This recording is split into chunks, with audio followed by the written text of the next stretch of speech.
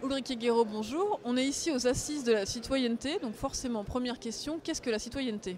La citoyenneté, c'est que dans la définition, que les citoyens qui se mettent ensemble pour former un projet politique, ils fondent une république. Donc en fait, le mot de la citoyenneté est relié au mot de la république, c'est-à-dire ceux qui se décident de se mettre dans une aventure politique ensemble forment une république, c'est ça la citoyenneté.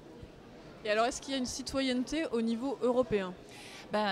C'est cela qu'il faut construire. Je pense que c'est en fait la tâche du projet européen dans le XXIe siècle parce qu'on a un marché, une monnaie, il faut complémenter avec une démocratie. Alors c'est quoi la condition même pour avoir une démocratie? La condition même pour avoir une démocratie, c'est d'être égal devant la loi.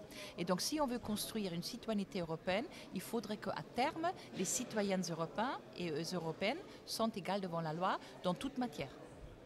On voit aujourd'hui que l'Europe affronte quelques difficultés entre le Brexit d'un côté ou les velléités d'indépendance de la Catalogne.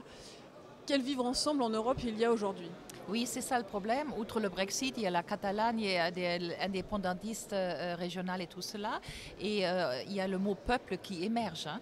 Et donc c'est pour ça que j'ai insisté tellement que si on veut vivre ensemble et on parle de la citoyenneté, c'est république et citoyenneté, c'est-à-dire que ce qui fait nation, c'est pas l'ethnicité, c'est pas une homogénéité d'un peuple, mais ce qui fait nation, je veux citer le sociologue français Marcel Mauss, ce qui fait nation, c'est la solidarité institutionnalisée.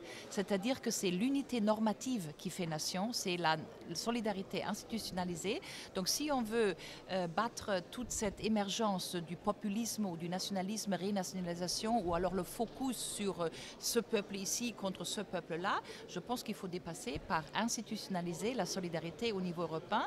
Et je pense que c'est aussi exactement le débat qu'on fait actuellement, comme Emmanuel Macron, il propose un budget européen, un ministre des Finances européen, parce que c'est exactement des petits pas pour institutionnaliser la solidarité et pour réaliser que la démocratie européenne dépendra du fait qu'on soit à terme tous égaux devant la loi et qu'on arrête de se distinguer entre peuple ici contre ce peuple-là, les Britanniques, les Catalans contre les Bavarois, parce que ça nous a amené en fait dans l'histoire qu'on connaît de l'Europe dans le centenaire, le siècle dernier.